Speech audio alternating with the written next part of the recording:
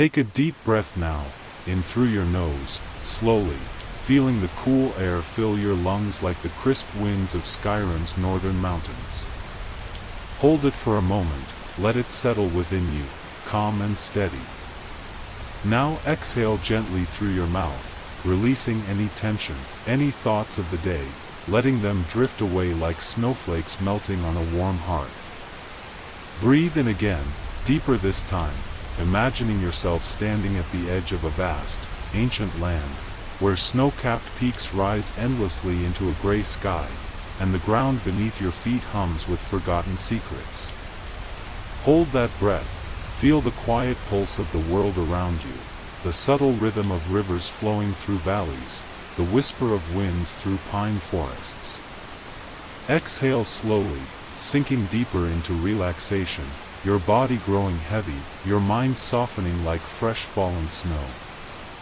With each breath, let your eyelids grow heavier, your muscles relax one by one, starting from your toes, up through your legs, your torso, your arms, your neck, until your entire being is at peace.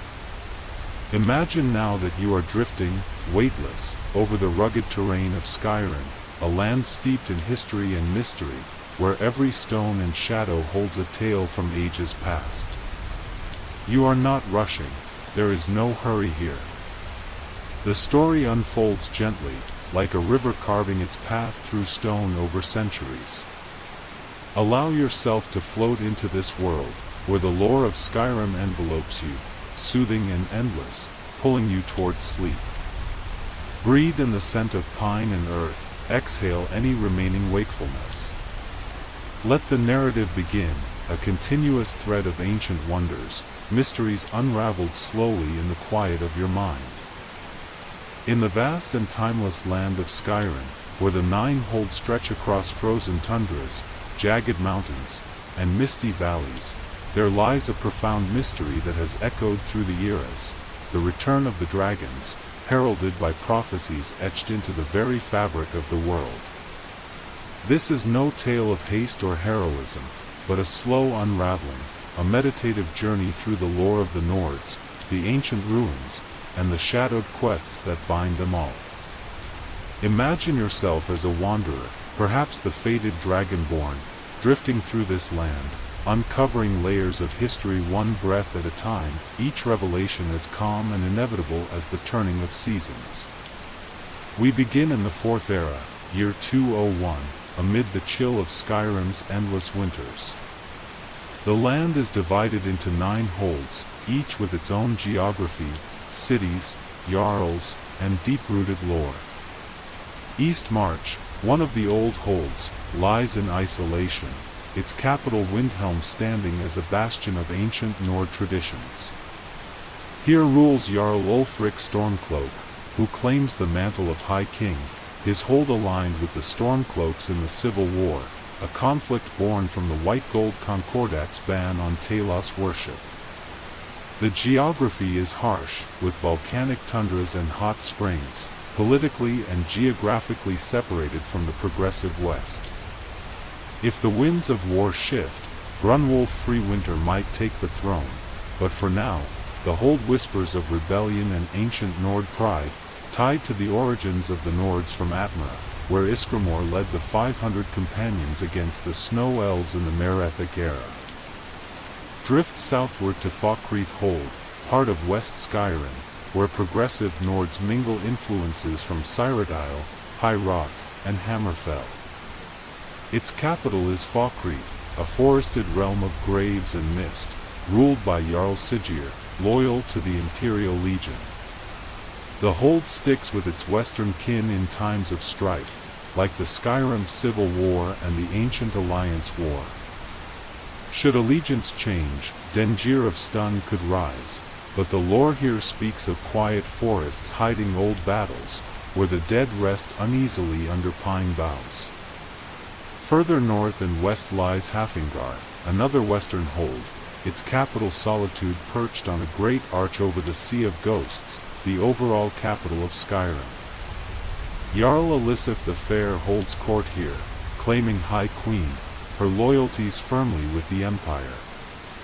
No alternate Jarl waits in the shadows, but the Hold's history is one of imperial ties, a center for the Legion, where the progressive Nords look outward to the broader Tamriel, influenced by empires long past.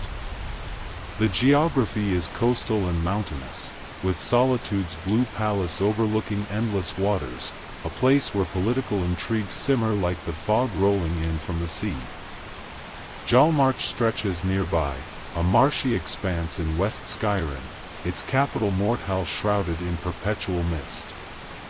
Jarl Idgrod Ravencrone rules with imperial alignment, her visions perhaps foretelling deeper mysteries. If war alters paths, sorely the Builder might ascend. The Hold aligns with Western traditions, its swamps hiding ancient secrets, where progressive influences blend with the eerie quiet of boglands. To the northeast, the Pale, an old Hold, claims isolation with its capital Dawnstar on the frozen coast. Jarl Skald the Elder sides with the Stormcloaks, his realm tied to ancient Nord ways. Brina Marilis could replace him in shifting times. The geography is icy and barren, politically distant, echoing the lore of early Nords who braved the seas from Atmara. The Reach, in the west, is rugged and mineral-rich, its capital Markarth built into Dwemer ruins. Jarl Igmund holds imperial loyalty, but Thongvar Silverblood waits for change. Influenced by external empires, the Hold features in wars like the Civil War, its canyons and forsworn tribes adding layers of conflict from the First Era, when Nords conquered the native Reach men. The Rift, an old Hold in the southeast, boasts autumnal forests around its capital Rift 10. Jarl Layla Lawgiver aligns with Stormcloaks, potentially yielding to Maven Blackbriar. Isolated and tied to ancient Nords, the Hold's lore includes the Thieves Guild's shadowy dealings in the Ratway below. Whiterun Hold, central and western, has its capital Whiterun on the plains, ruled by neutral Jarl Balgruuf the Greater, later imperial if pressed. Vignar Greymane could take over. Progressive and open, it's a crossroads where Nords blend with imperial ways. Finally, Winterhold, the northernmost old Hold, its capital a ruined city after the Great Collapse. Jarl Career rules with Stormcloak ties, perhaps replaced by Kraldr. Isolated, it hosts the College of Winterhold, where magical lore intertwines with Nord suspicion. These holds form the backdrop for the great mystery, the Dragon's Return, fulfilling a prophecy from the Elder Scrolls. The Wanderer, perhaps you, the Dragonborn, begins in Helgen, captured amid the Civil War. The Imperial Legion, led by General Tullius in Solitude, seeks to quell the Stormcloak rebellion, enforcing the Empire's laws and the Talos ban under Thalmor pressure. The Stormcloaks, from Windhelm under Ulfric, fight for independence, viewing the Empire as weakened by the Great War. In the quest Unbound, Alduin, the World Eater, attacks Helgen, allowing escape with either Ralof the Stormcloak or Hadvar the Imperial. This marks the dragon's resurgence, tied to ancient Nordic prophecies.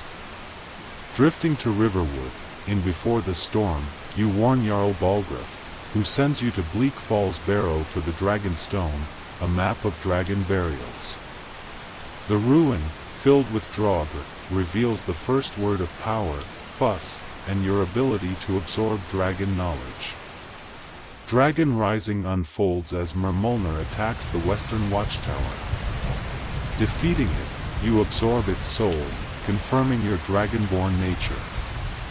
Balgruuf directs you to the Greybeards at High Hrothgar. In the Way of the Voice, climbing the 7,000 steps from Ivarstead, you learn unrelenting force and whirlwind sprint from Arngir, who speaks of your destiny against Alduin, the Nordic god of destruction. The Horn of Jürgen Windcaller sends you to Ustengrad, but the horn is gone, replaced by a note from a friend, Delphine, the Blade. Meeting her in Riverwood, she reveals the blade's history as dragon slayers from the Second Era. In diplomatic immunity, infiltrating the Thalmor embassy, you uncover their interest in dragons, though they deny involvement. The Thalmor, Altmare supremacists from the Aldmeri Dominion, enforce the Concordat, banning Talos, and harbor mysterious goals of unmaking the world, tied to their Third Era manipulations.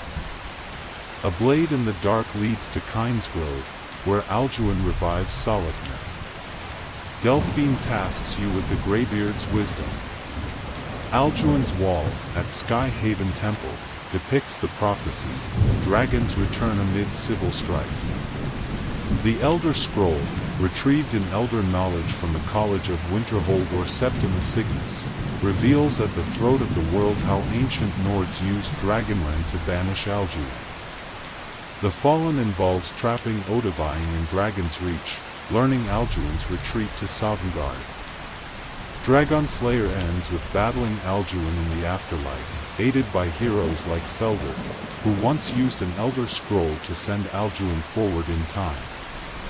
Interwoven is the Civil War mystery, joining the Legion in solitude, swearing loyalty to Emperor Titus Mede II, retrieving the Jagged Crown from Corvinjun, delivering messages to Whiterun, battling for the city, and reunifying Skyrim through forts like Sungard, culminating in Windhelm's fall and Ulfric's execution. Or, with Stormcloaks, slaying an ice wraith for Galmar, oath to Ulfric, same crown but for rebellion, battles shifting holds, ending in Solitude's capture. The College of Winterhold quest line unveils magical mysteries. In First Lessons, crossing a bridge to Sarthel, uncovering the Eye of Magnus, an ancient artifact of immense power. Under Sarthel reveals Sigic Monk's warning of danger. Hitting the book sends you to Felglow Keep for tomes. Good Intentions consults the Augur of Dunlane. Revealing the Unseen uses the Oculary in Zulf to locate the Staff of Magnus. Containment quells anomalies in Winterhold. The Staff of Magnus retrieves it from Labyrinthian, defeating Morokay. The Eye of Magnus confronts Encano, who taps the Eye's power, but you seal it with the staff, becoming Archmage. The college's history ties to the Great Collapse, blamed on magic, and ancient Nord distrust. The Thieves' Guild in Rift 10 hides a mystery of decline. A chance arrangement, steal Medici's ring, plant on Bran Shay. Taking care of business, collect debts. Loud and clear, burn beehives at Golden Glow Estate. Dampened spirits, poison Honningbrew Meadery. Scoundrel's Folly, track Gullamiai in Solstein. Speaking with Silence, Mercer Frey's betrayal revealed by Carlia in Snow Vale Sanctum. Hard Answers, decode Gallus's journal. The Pursuit, chase Mercer to Erkingfang. Trinity restored, become Nightingale, pledging to Nocturnal. Blindsided, defeat Mercer, retrieve Skeleton Key. Darkness returns, return the key, restoring luck. The Guild's history, once prosperous, cursed by Mercer's theft, tied to Nightingales guarding Nocturnal's realm. The Dark Brotherhood's dark enigma begins with innocence lost. Aventus Aretino's Black Sacrament kills Grellet. With friends like these, abducted by Astrid, kill a captive. Sanctuary, meet Babette, 300-year vampire alchemist. Sentenced to death, assassinate Beetle. Morning never comes, Weary's mark. Whispers in the dark, eavesdrop on Night Mother. The silence has been broken, meet Amand Motier. Bound until death, kill Vittoria Vici at her wedding. Breaching security, slay Gaius Maro. The cure for madness, pursue Cicero. Recipe for disaster, impersonate Gourmet. To kill an empire, poison emperor's double. Death incarnate, sanctuary attacked. Hail Sithis, kill true emperor. The Brotherhood's lore, assassins serving Sithis and Night Mother, nearly destroyed post-Great War, without a listener until you. The companions in Whiterun explore werewolf mysteries. Take up arms, train with Vilkas, errands for Ela and Ireland. Proving honor, retrieve Wuthrad fragment from Dustman's cairn, Farkas reveals lycanthropy.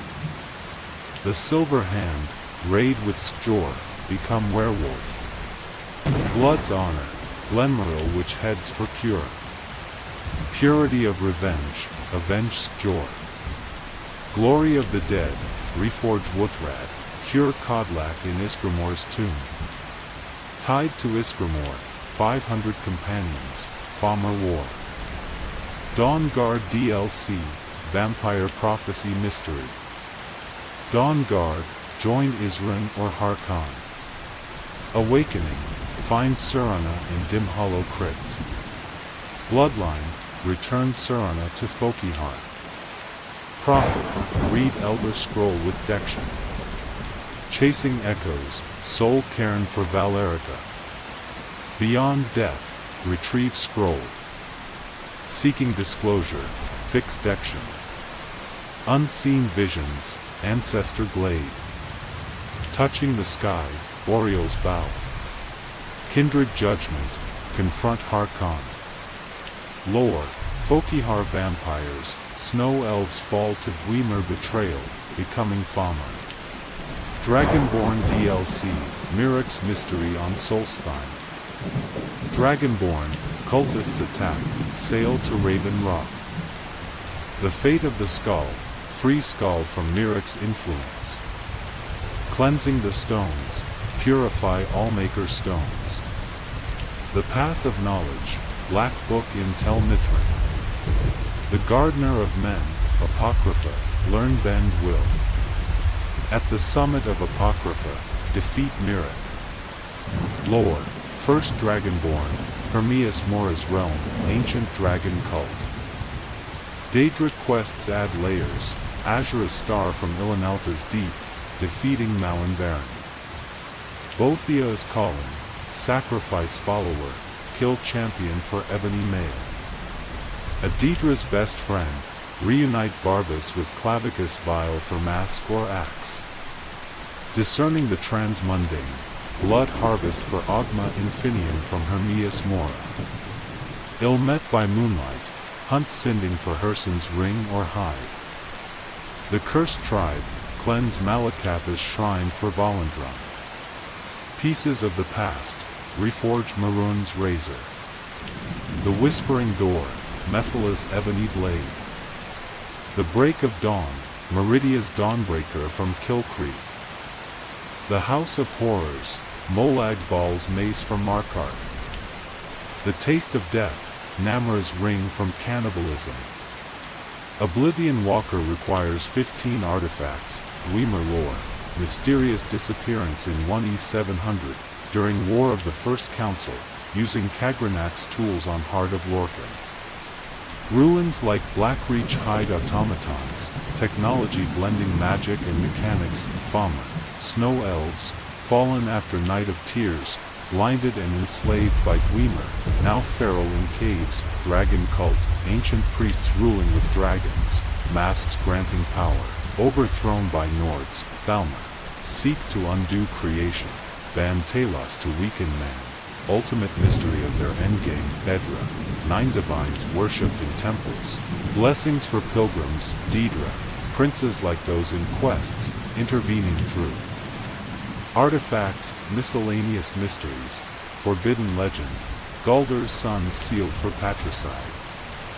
The Pale Lady, Wisp Mother in Frostmere crypt guarding Pale Blade, and so the mysteries of Skyrim unfold endlessly, each hold, quest, and lore thread weaving into the next, a tapestry for your dreams to wander through as sleep claims you. Daedric quests add layers, Azura's star from Ilinalta's deep, defeating Malinbaran. Bothia is calling, sacrifice follower, kill champion for Ebony Mail. Deidre's best friend, reunite Barbas with Clavicus Vile for mask or axe. Discerning the transmundane, blood harvest for Augma Infinium from Hermias Mora.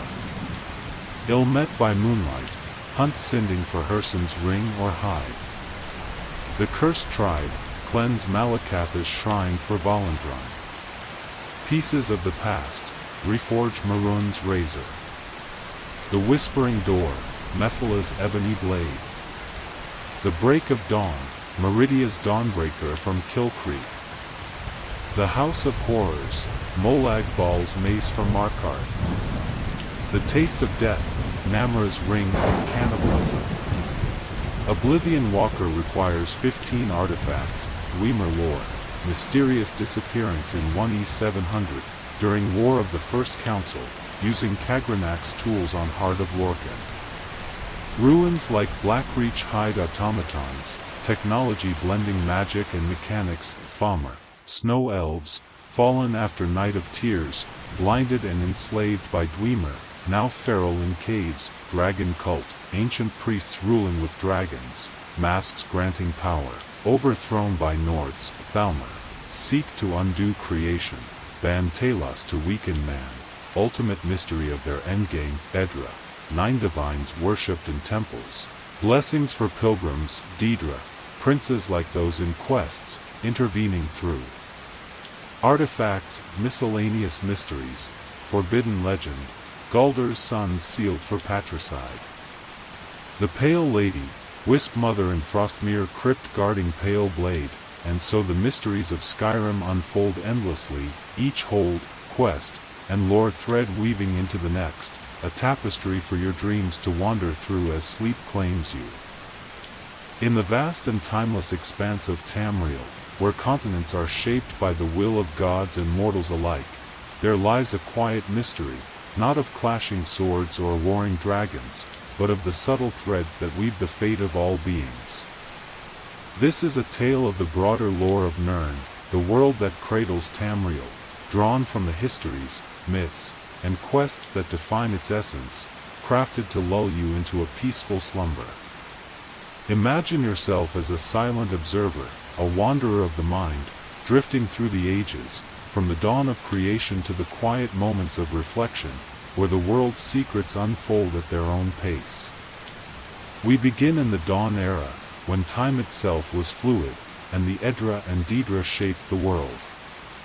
The Edra, divine beings who sacrificed their essence to create Mundus, the mortal plane, are central to Tamriel's faiths. The 8 divines, before Talos became the 9th, include Akatosh, the dragon god of time, whose heartbeat sets the rhythm of existence. His temples, scattered across Cyrodiil's imperial city, offer blessings of endurance to pilgrims. Dibella, goddess of beauty, inspires artists in Anvil's chapels, her altars adorned with flowers.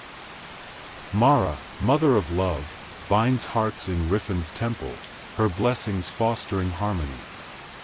Xenathar, god of commerce, watches over Laowian's markets, guiding honest trade.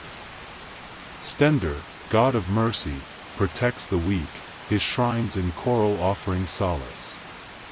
Kinnereth, lady of the skies, breathes life into the winds of high rocks forests. Julianos, god of wisdom, lights the minds of scholars in Skingrad. Arche, lord of life and death, guards the cycle of souls in Cheydinhol's graveyards. These divines, born of Anu's light, gave themselves to Mundus, their bodies forming the bones of the earth, their will etched into its laws.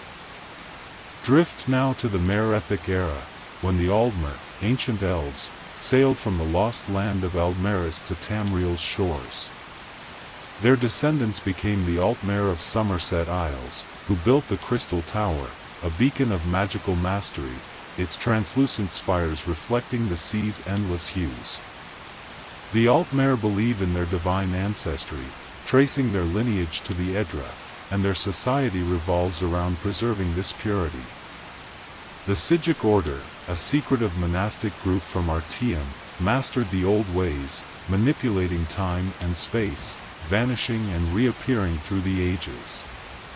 Their philosophy, recorded in tomes like the Agma Infinium, speaks of balance between Anu's order and Padme's chaos, a duality that shapes all existence. In High Rock, the Bretons emerged, half-elven from Aldmernetic unions, their culture a blend of elven magic and human resilience. Their quest The Knight's Charge tells of the Order of the Raven, sworn to protect Daggerfall's kings, seeking the lost blade of the Ethereum Forge, a relic of the Dwemer. The Forge, hidden in a forgotten ruin, crafted artifacts of unparalleled power before the Dwemer vanished, leaving only their automatons and ruins like Volenfell and Hammerfell. Hammerfell's Red Guards, descendants of Yokudans from a sunken continent, brought their warrior traditions. The quest in My Time of Need in Skyrim reveals their internal strife. Alakar warriors hunt Sadia, accused of betraying Tanith to the Thalmor, though she claims innocence, hiding as a tavern maid in Whiterun. The Red Guard's lore speaks of the Aregada, the warrior wave that conquered Tamriel's west, their curved swords and ancestor worship shaping their desert holds. To the east, Morrowind's Dunmare, once Chimer, followed Veleth from Somerset to Restane, guided by Daedra like Azura, Bothia, and Mephala. The Tribunal questline, tied to the Morrowind game, unveils their transformation. The Chimer's leader, Nerevar, allied with the Dwemer to fight Nords in the War of the First Council. At Red Mountain, the Dwemer's king Dumak and Nerevar clashed over the Heart of Lorcan, a divine artifact. Kagranak, the Dwemer's chief tonal architect, used his tools, Keening, Sunder, and Wraithguard, to tap the heart's power, leading to the Dwemer's disappearance in 1E700. Nerevar's death followed, and his advisors, Almalexia, Sotha-Sil, and Vivek, used the tools to ascend as the Tribunal, living gods of the Dunmare. Azura cursed the Chimer, darkening their skin to ash, birthing the Dunmare. The Tribunal's temple in Mournhold, built in the First Era, stands as a testament to their reign, though their power waned by the Third Era, as seen in quests like the Mad God, where Sheogoratha's influence in Vardenfell hints at deeper Daedric machinations. The Daedra, unlike the Edra, did not sacrifice their essence, retaining their chaotic power. Beyond Skyrim's quests, their influence spans Tamriel. In Cyrodiil's Oblivion quests, Mehrunes Dagon, Prince of Destruction, invades through Oblivion Gates, his mythic Dawn cult seeking to unmake Mundus in the path of dawn. The quest Paradise sees the hero of Kvatch enter Dagon's Deadlands, a realm of lava and ruin, to defeat his champion, Menker Cameron. Molag Bal, Lord of Domination, corrupts souls in Coldharbour, as seen in the Elder Scrolls Online's The God of Schemes, where the Vestige confronts his plan to merge Nirn with Oblivion via the Plane Meld. Sheogorath, Prince of Madness, toys with mortals in the Shivering Isles, his quest the Mind of Madness offering the Wabajak, a staff of unpredictable chaos. Vermina, Queen of Nightmares, haunts dreams in Waking Nightmare in Skyrim, her skull of corruption sapping minds in Dawnstar. The Argonians of Black Marsh, born of the Hist trees, carry a primal mystery. In the Elder Scrolls Online's Murkmire quests, like Death and Dreaming, the Hist guide Argonians through visions, their sap-binding tribes like the Brightthroats. The Hist's origins predate the Dawn Era, possibly tied to Sithis, the Void's embodiment. Their lore speaks of repelling invasions, like the Second Era's Nahadan flu, which spared Argonians while decimating others, hinting at the Hist's protective will. The Caitiat of Elsweyr, shaped by Azura and the moons Masser and Secunda, vary in form from cat-like to near-human, as described in the words of Clan Mother Unissi. The quest The Moonlit Path in Online explores their lunar worship, where the Main, their spiritual leader, channels the moon's will. Elsewhere's deserts and jungles hide ancient ruins, like the halls of Colossus, tied to the dragonhold used to seal Alduin in the Elder Scrolls, Blades. Cyrodiil, Tamriel's heart, holds the imperial city, seat of the Septim dynasty until the Third Era's end. The Oblivion main quest, Light the Dragonfires, sees Martin Septim, last of Tiber Septim's line, sacrifice himself to seal Dagon's gates, preserving the barrier between Mundus and Oblivion.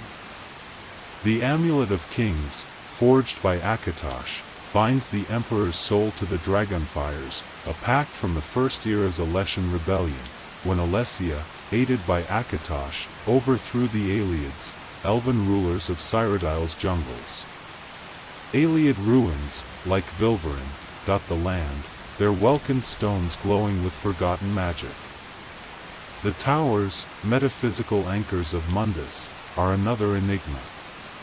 The white gold tower in the imperial city, built by Aelids, channels Edric energy. The adamantine tower in High Rock, the oldest, was the site of the Edris Convention, where Lorcan, trickster god, was punished for creating Mundus, his heart cast into Red Mountain.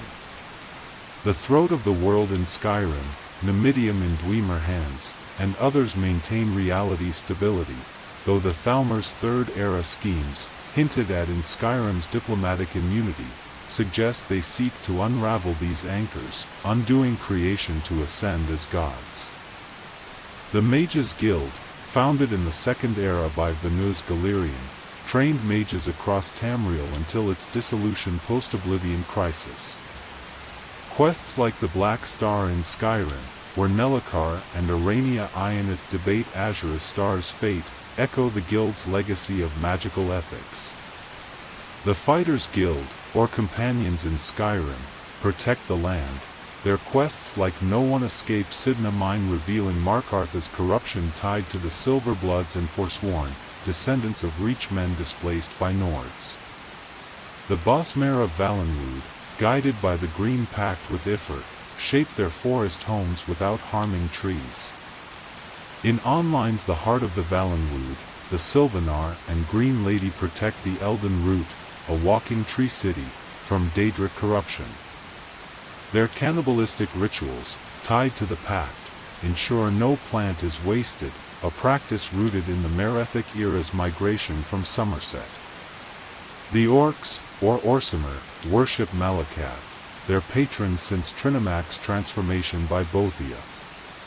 In Skyrim's The Cursed Tribe, the stronghold of Largashgur seeks to appease Malakath with Shagrol's warhammer, forging Volendrum.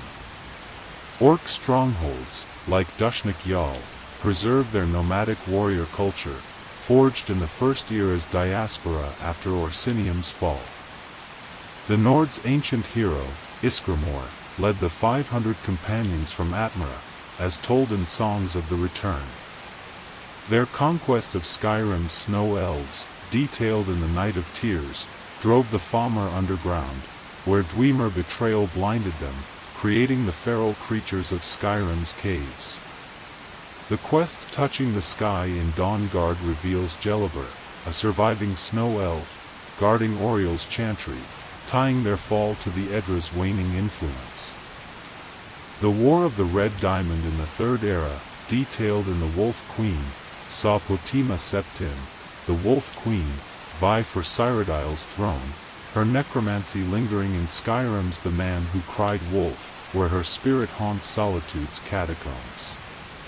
The Great War of the Fourth Era, between the Empire and Aldmeri Dominion, set the stage for Skyrim's civil war, the White Gold Concordat banning Talos worship, fueling Ulfric's rebellion.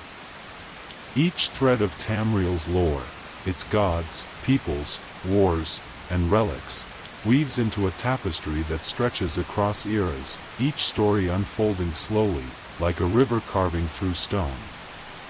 The Edra's sacrifice, the Daedra's schemes, the tower's silent vigil, and the mortal's struggles form a world that breathes with quiet wonder, guiding you deeper into rest as the tales continue to unfold in your dreams. Close your eyes, dear traveler, and let the weight of the day slip away. Imagine yourself seated by a warm hearth in a cozy Skyrim inn, the faint scent of pine and roasted venison in the air. The fire crackles softly, its golden glow dancing across the worn wooden walls. Outside, the world of Tamriel stretches vast and mysterious, filled with tales of shadow and secrets. Let these stories of Skyrim's darker corners wrap around you like a warm blanket, guiding you into a realm of mystery and wonder. Breathe deeply, and let the tales begin. You stand before the jagged cliffs of the Velothai Mountains, where the wind carries a faint, mournful hum. The air is thick with the scent of frost and damp stone as you approach the lighthouse of Frostflow Abyss, its skeletal tower looming against a sky bruised with twilight. The door groans as you push it open, revealing a shadowed interior.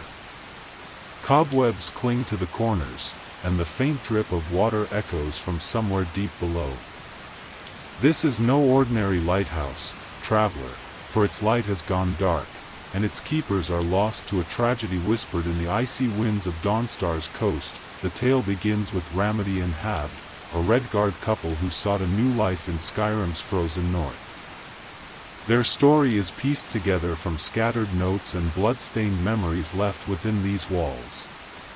You find their journal on a splintered table, its pages yellowed and curling like the edges of a forgotten dream.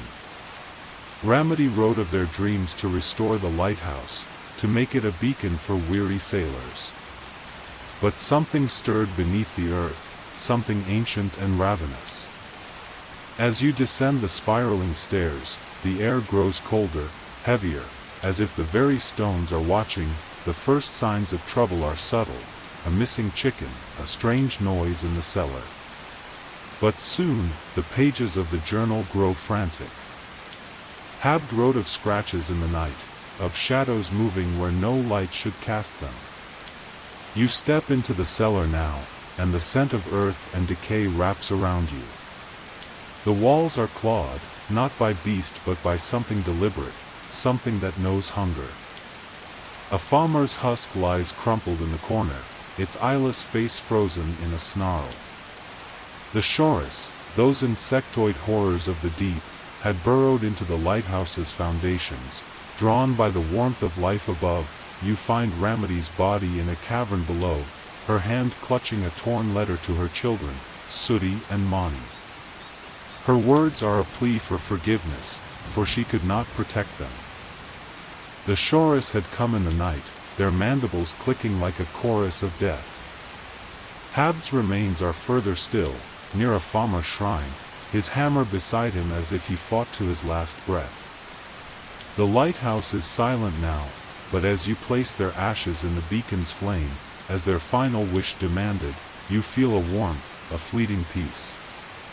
The light flickers to life, casting its glow across the sea of ghosts. The lighthouse door creaks shut behind you, but in the ruins of Bromjunner, another door has just opened. You tread softly now, traveler, through the snow-dusted paths of the Pale, where the ancient Nordic ruins of Labyrinthian wait. The air here is sharp with the scent of frost and old magic, the stones whispering of forgotten kings and betrayed oaths. Bromjunner, once the capital of the dragon cult, now lies in ruin, its halls choked with dust and memory. You enter the labyrinth, and the shadows seem to shift, as if the walls themselves are alive with secrets. This is the tale of the dragon priest Moroke, whose power and betrayal linger like a curse. The story is etched in the fragments of a book called Amongst the Draugr, found in a scholar's satchel deep within these halls. Savos Aran, once a young mage, wrote of his time studying the Draugr, those restless dead who guard their masters' tombs. You can almost feel the chill of his words as you step over broken tiles, the faint clink of your boots echoing in the vast chamber. The air smells of mildew and ancient leather, and the faint glow of soul gems pulses in the dark. Moroke, the dragon priest, was no mere servant of the dragons but a master of Thursday his voice a weapon that could shatter stone. Savos and his companions ventured here, seeking the priest's mask, a relic said to hold the power of eternal life. But the labyrinth was a trap, its corridors twisting like the coils of a serpent. You find their ghosts now, replaying their final moments. Atma a scream as a Draugr's blade found her, take Sinlight's desperate spell fizzling in the dark.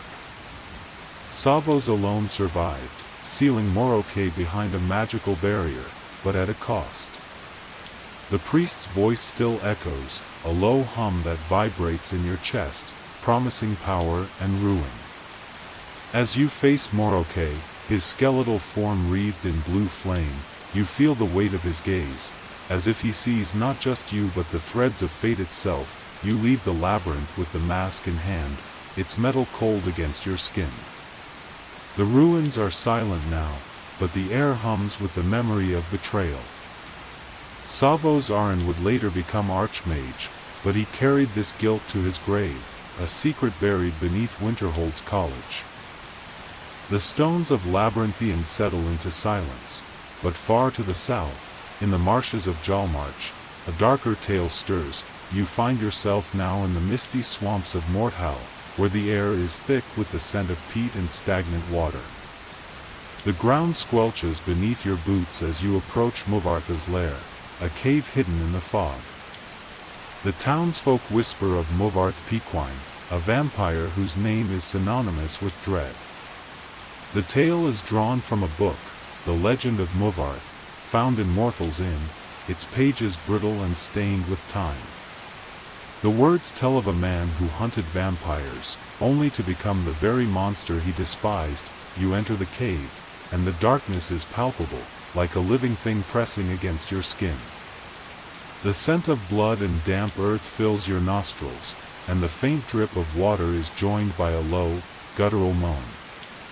Movarth was once a scholar, a hunter of the undead, trained by a Cyrodiilic priestess named Calixto. But his ambition led him to a vampire's lair, where he traded his humanity for power. The cave is littered with the bones of his victims, their skulls grinning in the torchlight. You find Alva's journal, a local woman enthralled by Movarth, her words a twisted love letter to her master. She lured Morthal's people to their deaths, their blood fueling Movartha's eternal hunger. As you delve deeper, the air grows colder, and the shadows seem to writhe. Movarth waits in a chamber lined with coffins, his eyes glowing like embers in the dark. His voice is smooth, almost seductive, promising you power if you join him. But his charm is a lie, and his claws are sharp. The fight is fierce, but as you drive a stake through his heart, the cave seems to sigh, as if relieved of a great burden. You emerge into the marsh, the fog curling around you like a lover's embrace, and Morthal sleeps a little easier tonight. The mists of Jalmarch part like a curtain, but on the distant Isle of Solstheim, a new shadow gathers. You stand now on the ashen shores of Solstheim, where the air smells of sulfur and sea salt.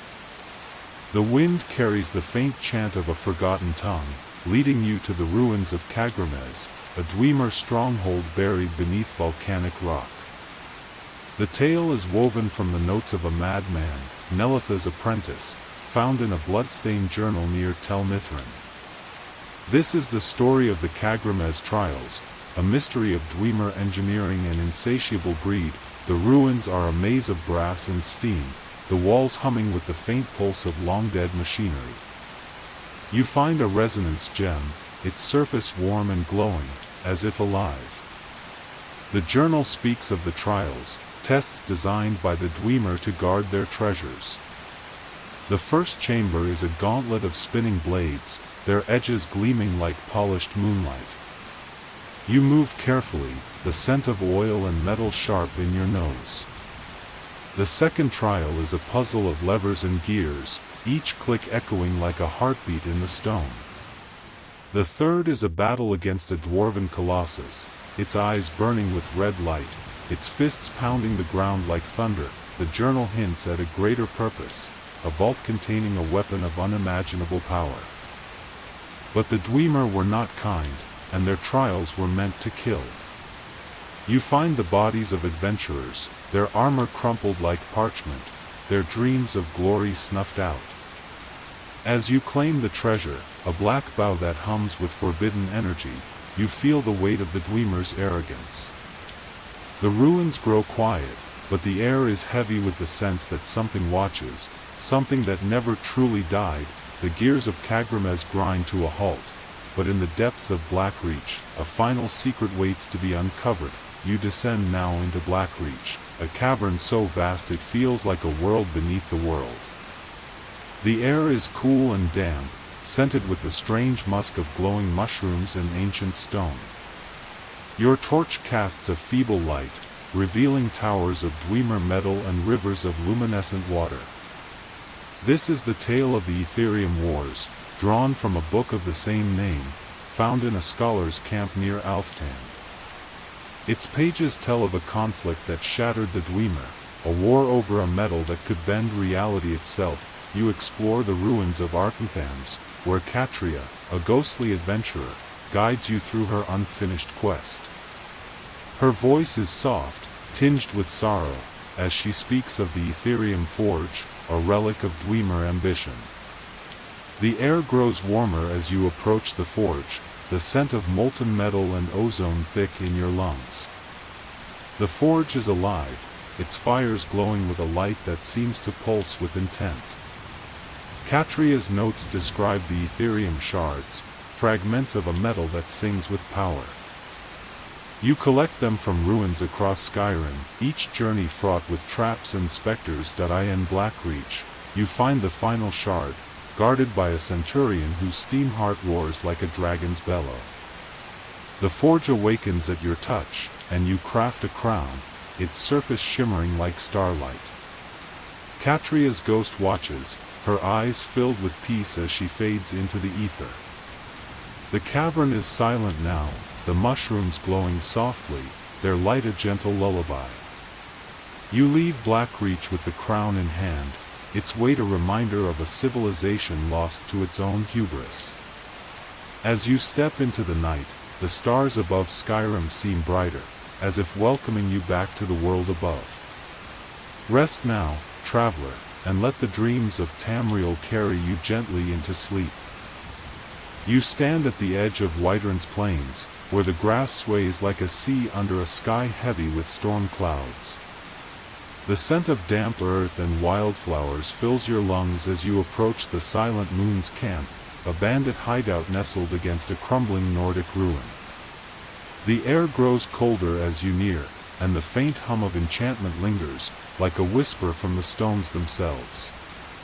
This is the tale of the Lunar Forge, a place of ancient magic and blood-soaked betrayal, drawn from the notes of a bandit chief found among the camp's debris. The forge sits in a hollow, its anvil glowing faintly with a silvery light, as if kissed by the moon's Maser and Secunda. A tattered book, Notes on the Lunar Forge, lies open on a crate, its pages curling like withered leaves. The words tell of a Nordic enchanter who bound the moon's power into weapons, blades that sing with lunar fire.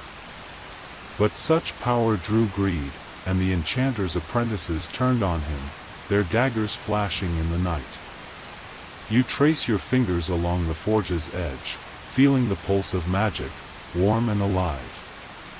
The bandits who claimed this place met a similar fate, their bodies strewn across the camp, their eyes wide with terror. As you explore, you find a hidden chamber beneath the ruin, its entrance marked by a crescent moon carved in stone.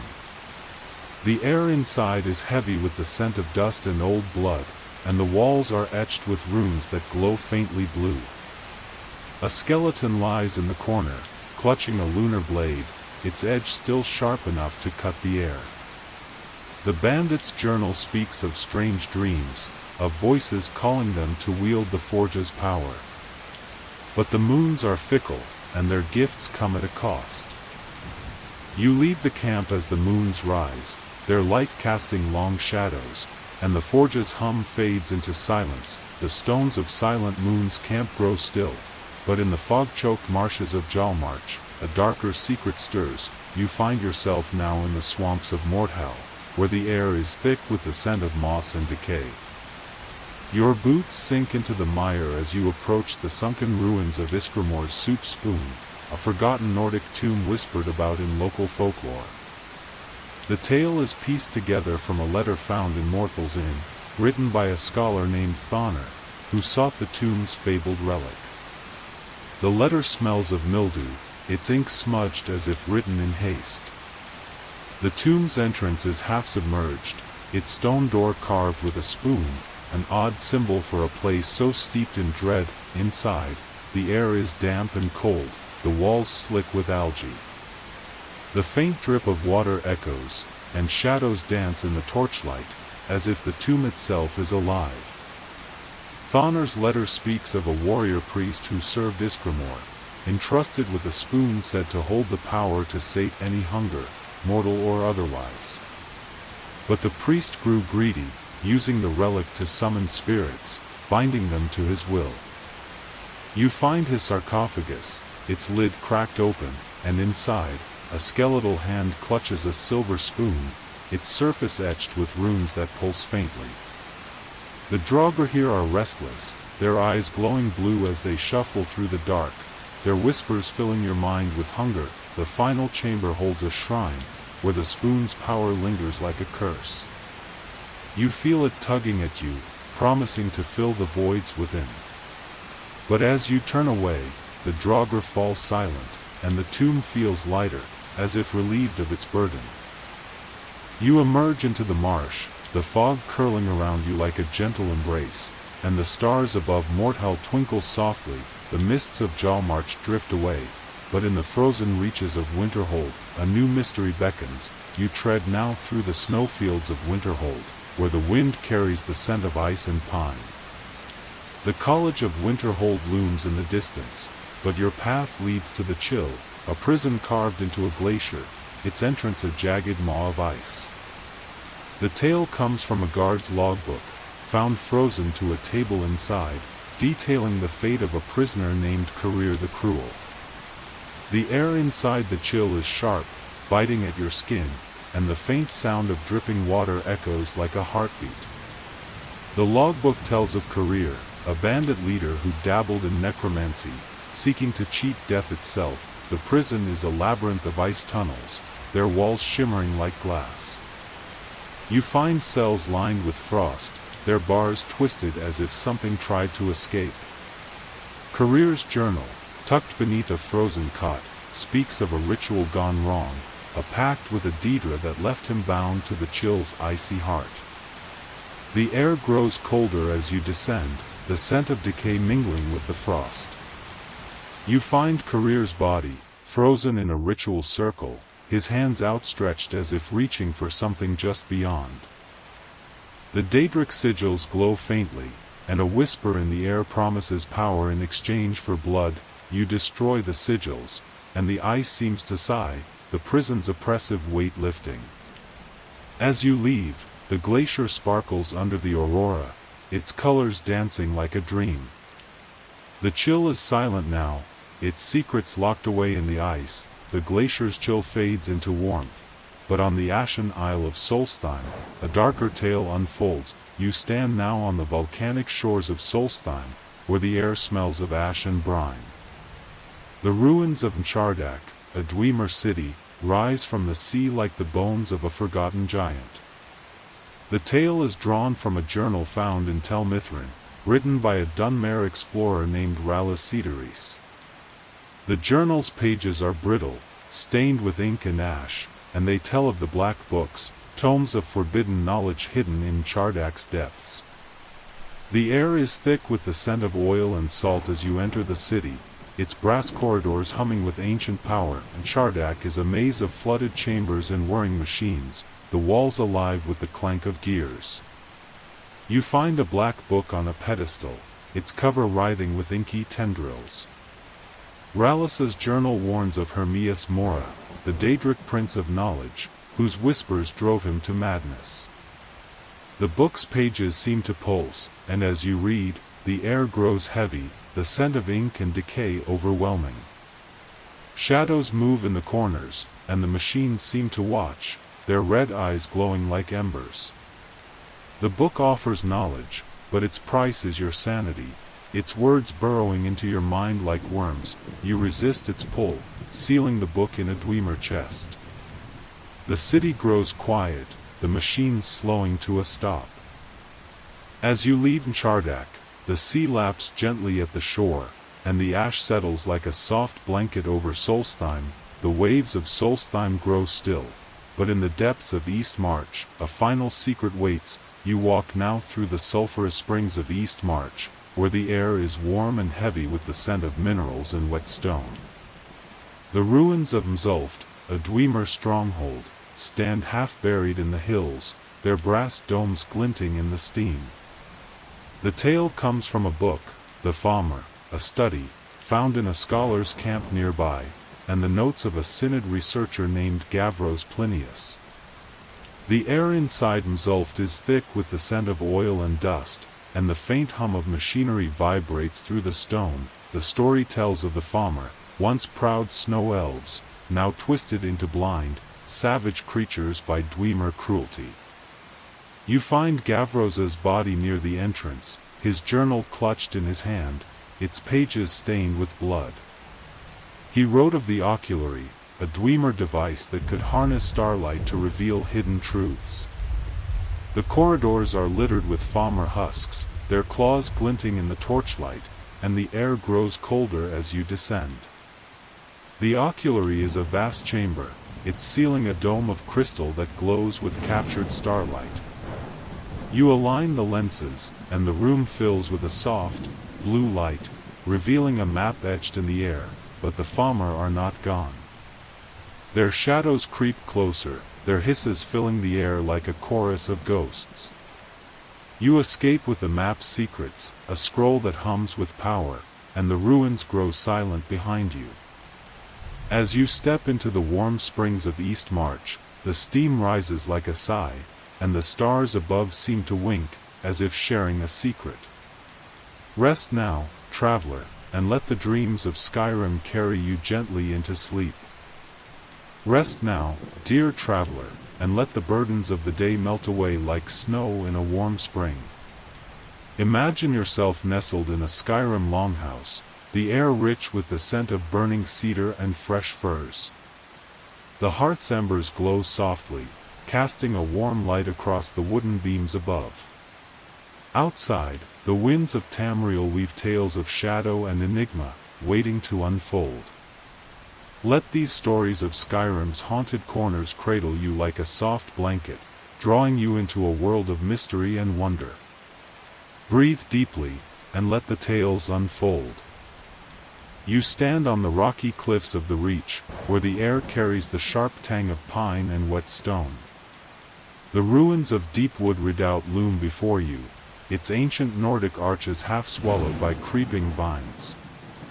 The scent of moss and decay lingers as you step inside, the faint echo of dripping water filling the silence.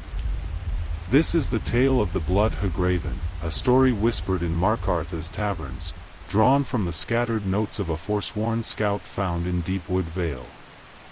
The stones here hum with dark magic, as if the earth itself remembers the blood spilled within. The forsworn, those wild children of the Reach, revered the Hagravens, witches who traded their humanity for power.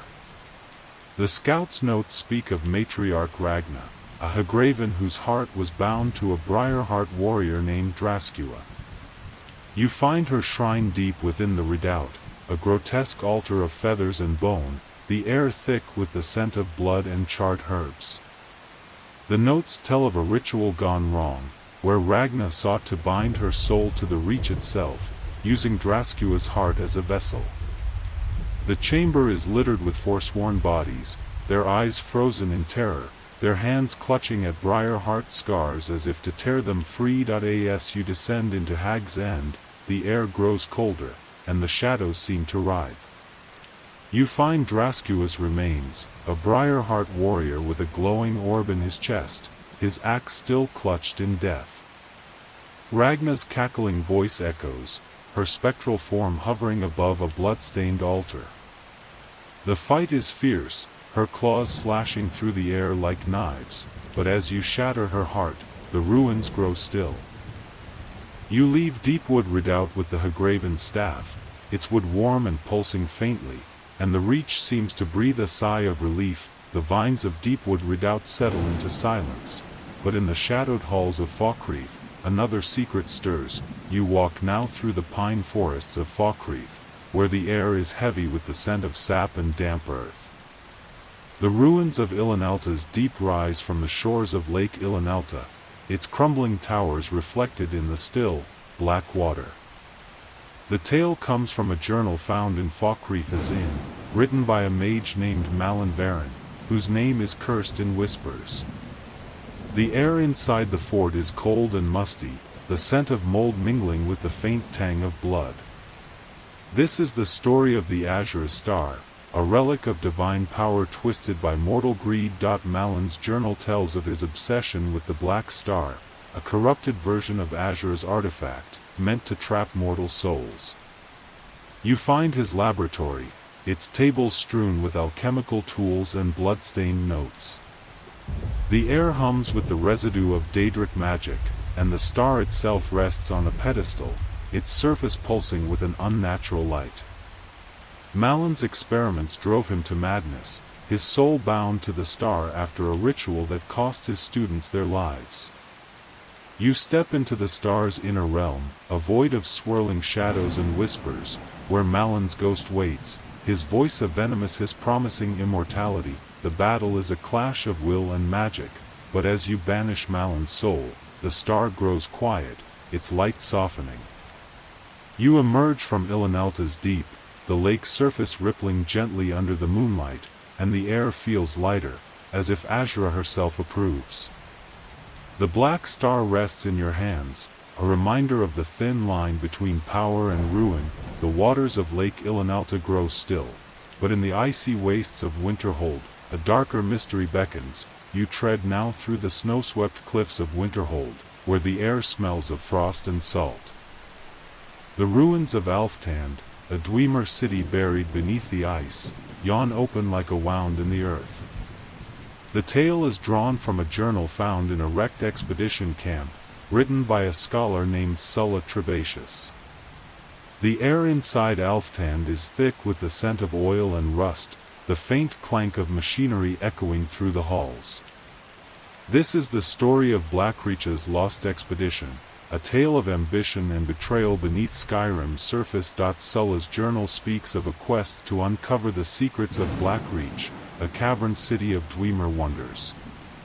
You descend through Alftand's twisting corridors, past broken automatons and Falmer husks, their claws glinting in the torchlight.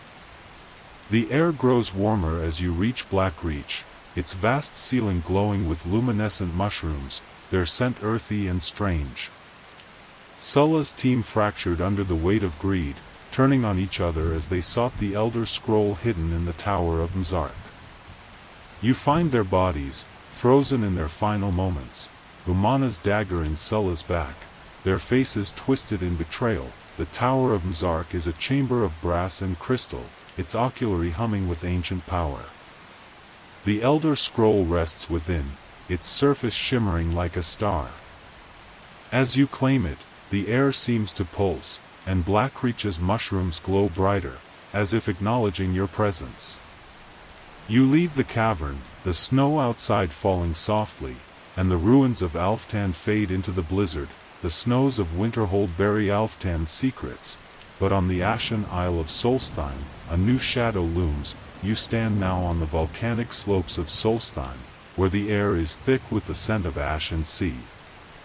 The ruins of Bloodskull Barrow rise from the cliffs, its stone doors carved with Nordic runes. The tale comes from a journal found in Raven Rock, written by a miner named Gratian Corellius. The air inside the barrow is cold and musty, the scent of dust and old blood lingering. This is the story of the Bloodskull Blade, a weapon of ancient power bound to a curse. Gratian's journal tells of his expedition to uncover the barrow's treasures, only to find a blade that hums with red energy. The barrow's chambers are lined with Draugr, their eyes glowing blue in the dark, their whispers filling the air with dread. The Bloodskull blade rests in a sealed chamber, its pedestal surrounded by runes that pulse like a heartbeat. Gratian's notes speak of a vision, a warrior bound to the blade, doomed to guard it for eternity. You face the Draugr Lord Zakrisos, his mask crackling with lightning, his voice a thunderous roar. The blade's power cuts through the air, leaving trails of red light, and as Zakrisos falls, the barrow grows silent. You leave Bloodskull Barrow with the blade in hand, its weight warm and alive. The ash falls gently outside, and Solstheim's cliff stands sentinel under the stars. The winds of Solstheim grow quiet, but in the depths of the rift, a final tale waits to unfold. You walk now through the autumnal forests of the rift, where the air smells of fallen leaves and wood smoke. The ruins of Shroud Hearth Barrow lie hidden in a glen, its entrance half covered by ivy. The tale is drawn from a journal found in Ivarstead, written by a bard named Wendelius Gatharian. The air inside the barrow is cool and damp, the scent of earth and old stone heavy in your lungs. This is the story of the Sapphire Claw, a key to a forgotten tomb and a tale of madness. Wendelius's journal tells of his obsession with the barrow's secrets, believing it held a treasure that would make him a legend. He posed as a ghost, haunting Ivarstead to keep others away, his mind unraveling under the weight of his deception. You find his alchemical lab, its tables cluttered with potions and notes, the air thick with the scent of herbs and chemicals. The barrow's depths hold a puzzle, its doors locked by the Sapphire Claw, a relic shaped like a dragon's talon. The Draugr here are restless, their whispers echoing like a chorus of lost souls. In the final chamber, you face Wendelius's ghost, his form flickering like a candle in the wind. He begs for release, his voice a broken plea. As you unlock the tomb with the Sapphire Claw, the air grows lighter, and the Draugr fall silent. You leave Shroud Hearth Barrow with a sense of peace, the rift's forests glowing golden under the setting sun. Rest now, traveler, and let the dreams of Skyrim carry you gently into sleep.